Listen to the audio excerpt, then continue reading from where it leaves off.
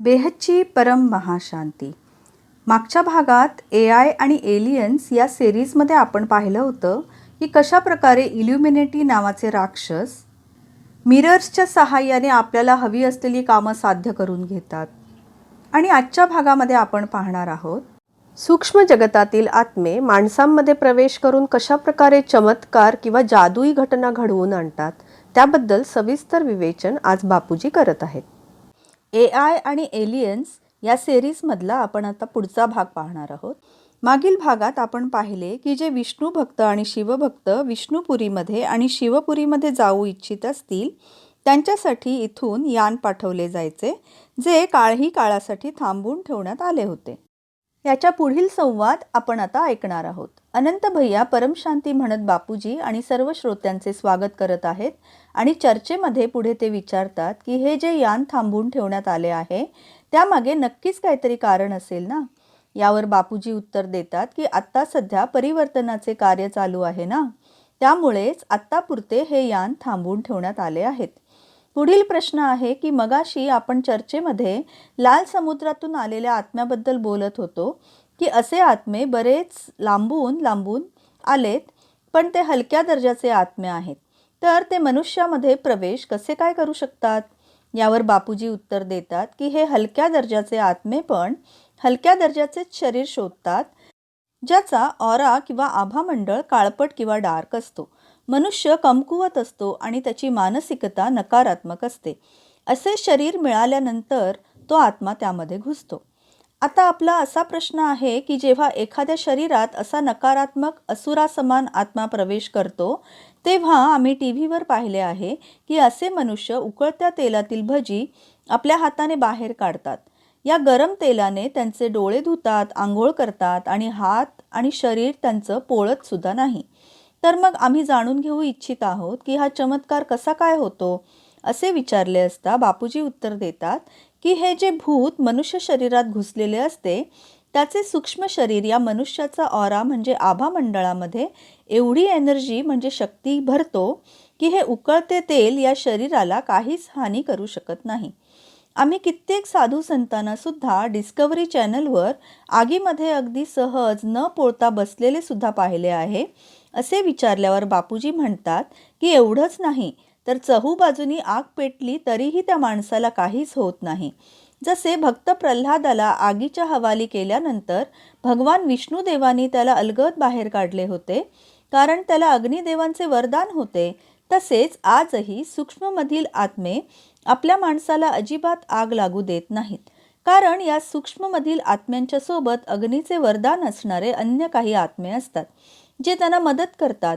हे आत्मे आगीत बसलेल्या माणसाचे आभामंडळ ऑरा शक्तीने भरून ठेवतात, ज्यामुळे त्यांना आग पकडत नाही.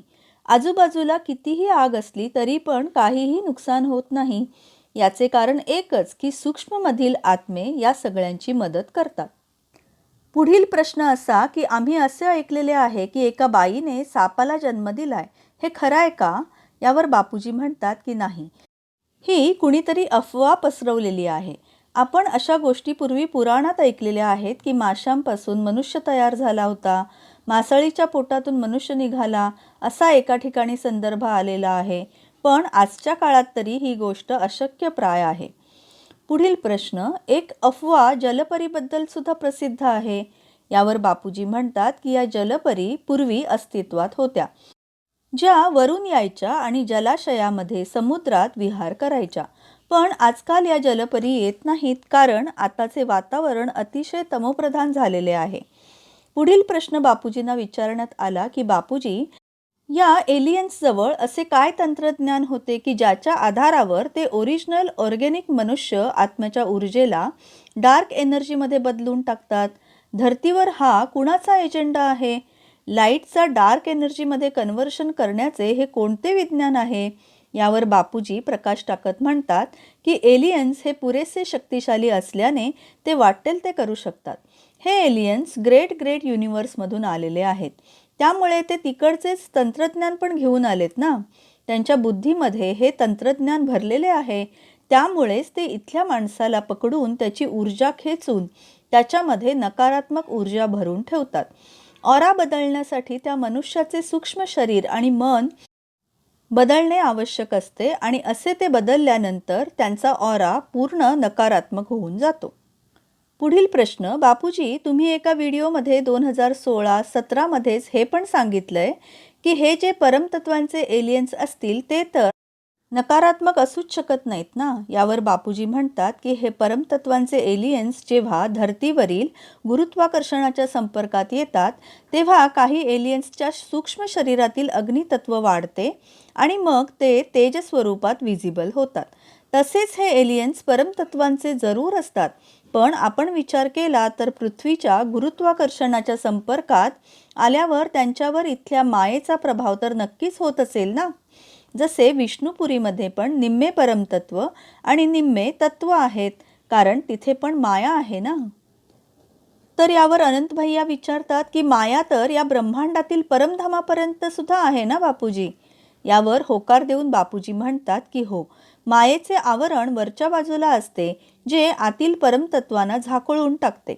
जसे परमतत्वांच्या एलियन्सच्या वरती पृथ्वीच्या वातावरणात आल्यावर अग्नितत्वांचे आवरण चढते आणि मनुष्याशी अन्यायकारक वागू शकतात. तसेच गॅलेक्सीमधील महाविष्णूंना बघा, त्यांच्यावर सुद्धा महामायेच्या कृपेचे तत्वांचे आवरण आहे. तसेच 10-20 कलेतील आत्मा जरीही असेल तरी पण त्याच्यावरती नकारात्मक तत्वांचे आवरण आहे. त्यामुळेच हे एलियन सकारात्मक असून सुद्धा दुसऱ्या आत्म्यांमधून शक्ती खेचून त्यांना खाऊन टाकतात. एक आत्मा दुसऱ्या आत्म्याला का खातो या विषयावर सुद्धा आपला एक व्हिडिओ आहे बघा, तो पण तुम्ही जरूर बघा.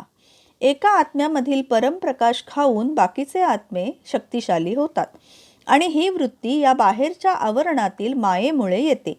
माया ही मनाशी संबंधित आहे हे तर आपण आधीपासून जाणतोच. माया केवळ मनाशीच नाही तर मन, बुद्धी आणि संस्कार यांच्याशी संबंधित आहे. थोडक्यात एलियन्स पण मायावीच आहेत. पुढील प्रश्न, वेगवेगळे धर्म धर्तीवर आणून त्यांच्यामध्ये भांडणं लावून आपले वर्चस्व प्रस्थापित करणे हेच सैतान किंवा आसुरी वृत्तीचा अखेरीस हेतू आहे असे म्हणता येईल का? तसेच कमकुवत मनुष्य आत्मा कधीतरी परमसत्य जाणून घेऊ शकणार नाहीत का? बापूजी यावर म्हणतात की आजपासून 3900 वर्षापासून जे अनेक धर्म धर्तीवर आले त्यामागील हेतू हाच तर आहे. हे सर्व वेगवेगळ्या धर्मांचे धर्मगुरू ही सैतानाची रूपच तर आहेत. सनातन धर्म याच्या विरोधातच हे सर्व धर्म, मठ, संप्रदाय आहेत. हे सर्व धर्म धर्तीवर वर्चस्व प्रस्थापित करून धर्तीवर राज्य करू इच्छित आहेत आणि यामुळेच एलियन्स मात्र सनातन सकट सर्वांनाच आपल्या गुलामासमान बनवायची स्वप्न बघतात. यांचे हेतू तर इतके खतरनाक आहेत की ते धर्तीवरील आपले वर्चस्व कायम करून इथल्या सर्व प्रजेला आपला गुलाम बनवू इच्छित आहेत. बेहदची परम महाशांती. हा व्हिडिओ आपल्याला आवडला असल्यास या व्हिडिओला जरूर लाईक करा, शेअर करा, कमेंट करायला विसरू नका. त्यामुळे आम्हाला असे नवनवीन ज्ञानवर्धक व्हिडिओ करण्याची प्रेरणा मिळते. तसेच या बापूजींच्या मराठी चॅनलला जरूर सबस्क्राईब करा, ज्यामुळे तुम्हाला आणखीन असे नवनवीन व्हिडिओज पाहायला मिळतील. तसेच बापूजींचे यूट्यूबवर मुख्य चॅनल आहे बापूजी दशरथभाई पटेल, त्यालासुद्धा जरूर सबस्क्राईब करून त्यावरील सर्व महत्त्वाचे व्हिडिओज पाहून घ्या आणि बेहदच्या महाविश्व परिवर्तनामध्ये तुमचा सहभाग जरूर नोंदवा. बेहदची परम महाशांती.